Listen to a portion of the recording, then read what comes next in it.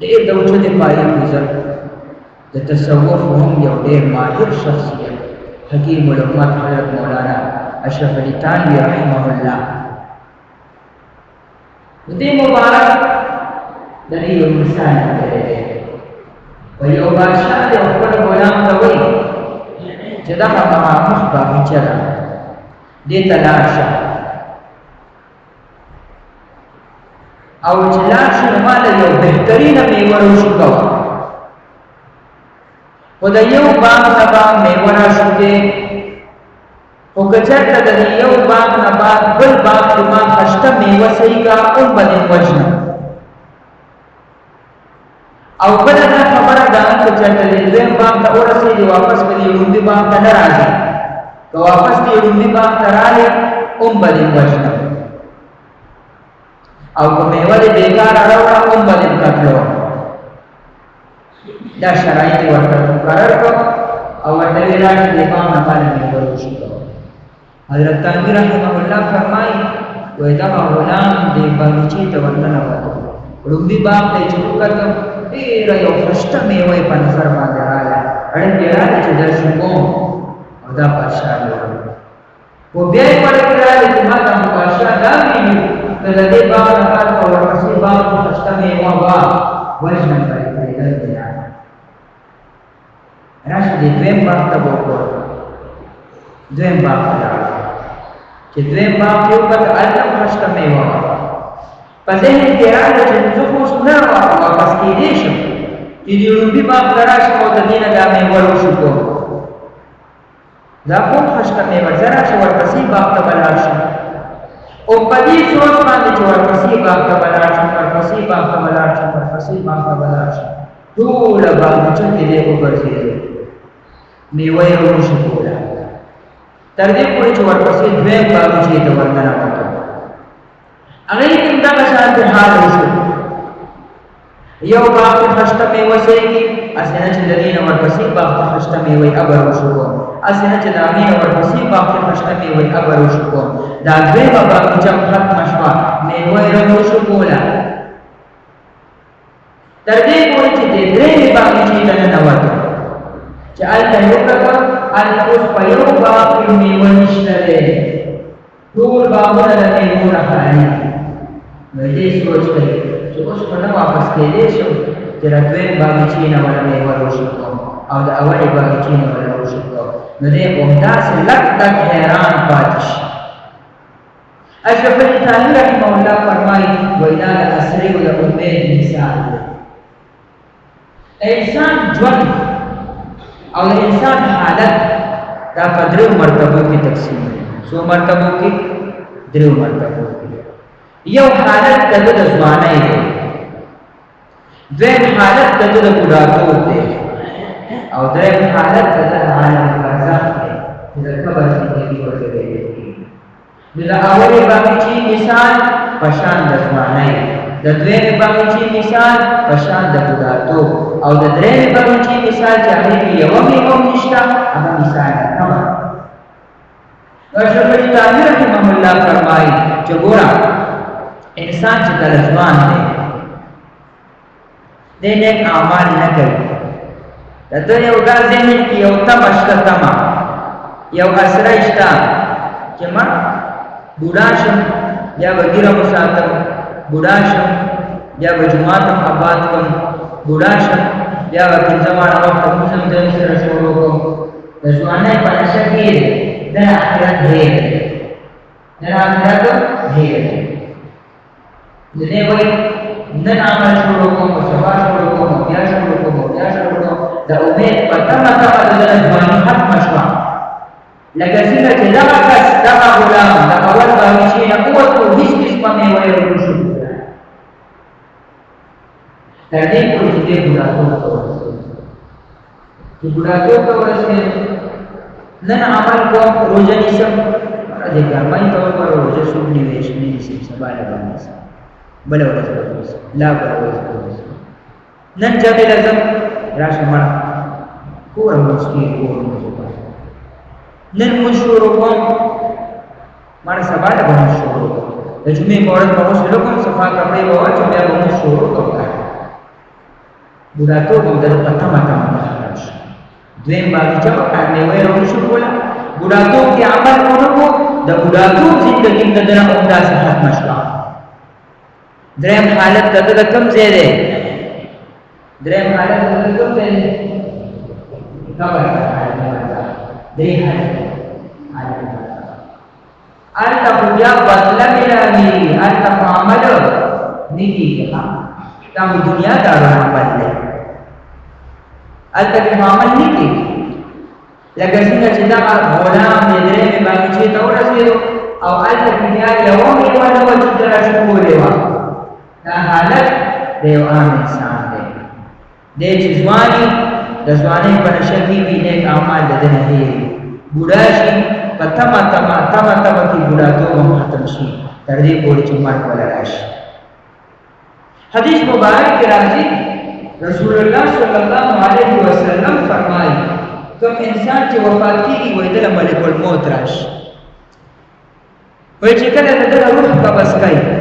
وایي دی ورته وایي چې زه بیمار یم، نو د بیمارۍ نه خو زه روغ شوم که نه، اوس ما نه روح ولې الې؟ نو دغه ملک الموت ونه څلور فرشتې راوړي. څو فرشتې؟ او دا څلور فرشتې دته ودرېږي. وایي دا لومړی فرشته ورته وایي چې ای انسان، د شمال نه تر جنوبه پورې او د مشرق نه تر مغربه پورې ما چکر ولګو، ستا حصه چې کوم رزق لیکلی شوی و هغه تا وخوړو، ستا نور رزق هغه نه دی پاتې. څلور واړو طرفونو ته مې چکر ولګو، ستا رزق ختم شو.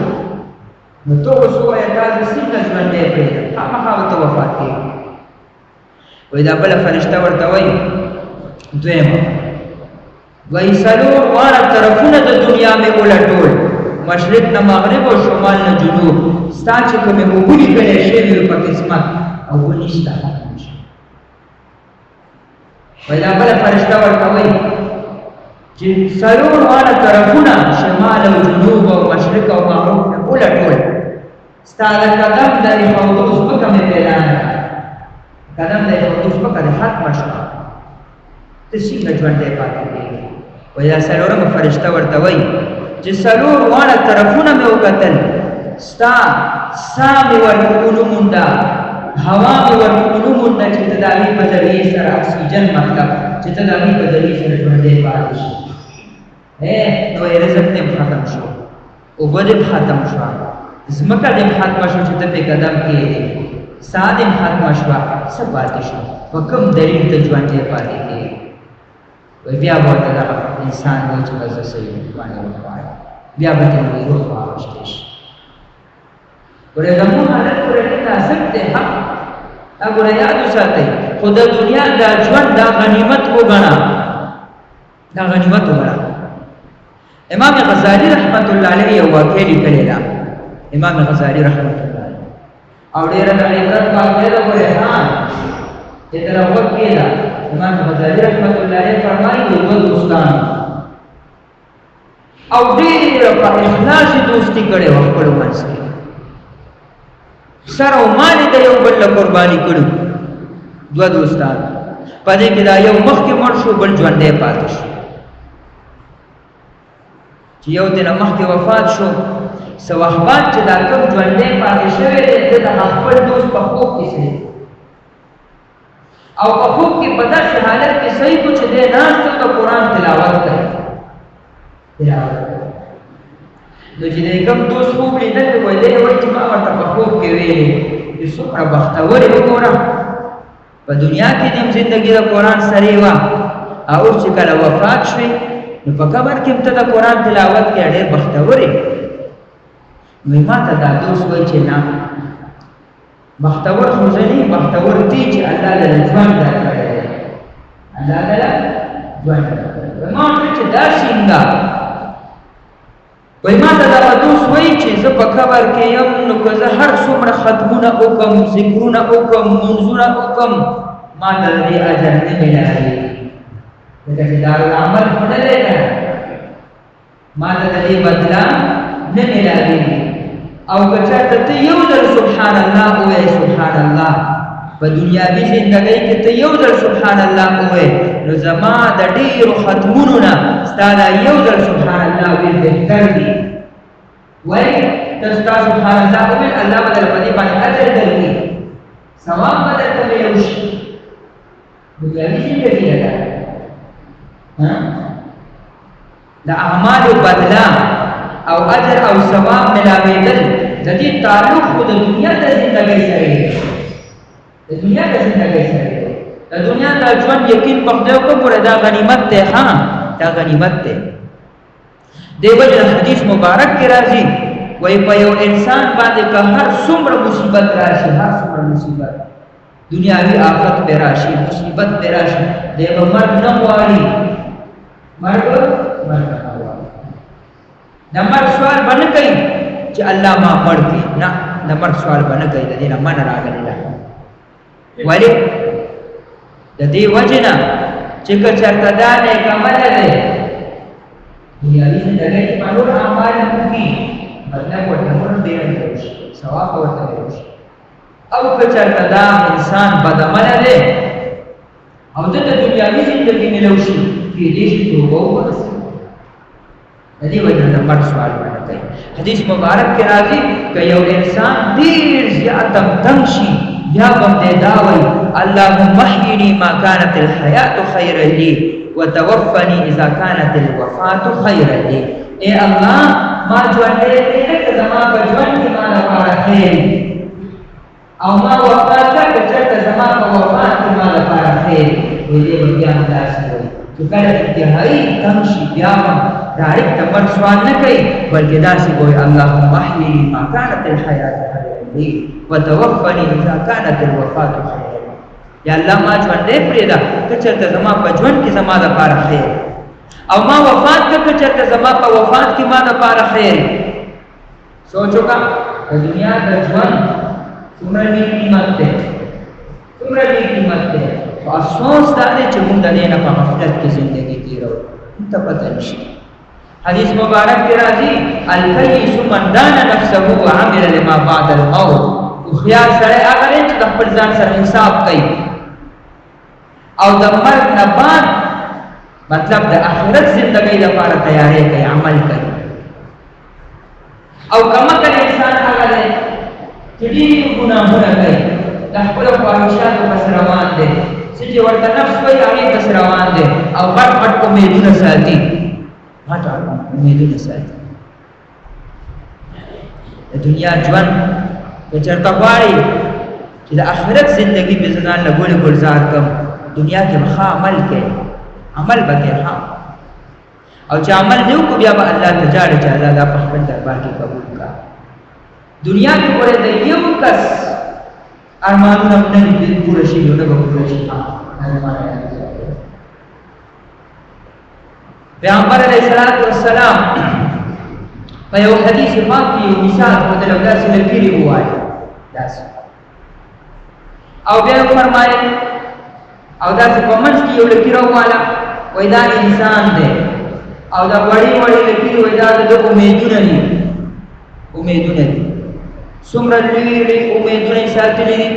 او بیا په دې منځ کې یو لکیره وواله وایي دا د مرګ دی، دا د اجل دی. امیدونه پاتې شي، انسان د دنیا نه لاړ شي، انسان د دنیا د ژوند دا د الله تعالی د طرف نه انسان ته یو موقع ده، یو غنیمت وګڼه او د دنیا په ژوند باندې ځان د آخرت جوړ کړه. په دنیا کې خو ګرمي به هم راځي، یخني به هم راځي، مصیبت به هم راځي، خوشحالي به هم راځي، هر قسمه حالت به راځي، هر قسمه حالت. لیکن موږ له څه پکار دي؟ د الله د خوشحالو فکر موږ له پکار دی چې په هر حالت کې موږ الله خوشحاله کړو. که چېرته دا غواړو چې زموږ اخروي زندګي دې ګلې ګلزار شي، د دنیا د زندګۍ قیمت به ځان ته مخامخ ایږدو چې که چېرته ماله په دې حالت کې مرګ رالو د یو سبحان الله ویلو زه به ټیم د الله تعالی نه غواړم، لیکن بیا به راته دا وخت نه میلاوېږي، هېڅ قسمه وخت به نه میلاوېږي. حدیث مبارک کې راځي قیامت په ورځ باندې نیک عمله په دې باندې افسوس کوي چې الله ما دا نیک اعمال نورم زیات کړو، او بدعمل انسان په دې باندې افسوس کوي چې ما دا بد عملونه نور کړو، صرف مې نیک عملونه کړو، اوس به زما آخرت ګلې ګلزار شوی. अल्लाह ताला ने दूसरा dari duniawi sebagai iman bazahir ke pedati aw Allah taala ne nuna pada duniawi sebagai ama amaluna wali jazamu bi akhirat jurshi Allah ne kula pada ban amal ko tawfiq raki wa akhir dawana alhamdulillahi rabbil alamin durushu wa Allahumma salli ala sayyidina wa ala ali sayyidina wa maulana Muhammad wa barik wa sallim wa salli alaihi ilahi anta maqsuduna wa ridwaka matlubuna wa atina muhabbataka wa صفاتك اللهم أعنا على ذكرك وشكرك وحسن عبادتك اللهم أرحنا رائحة الجنة ولا ترحنا رائحة النار ربنا فاغفر لنا ذنوبنا وكفر عنا سيئاتنا وتوفنا مع الأبرار برحمتك يا أرحم الراحمين.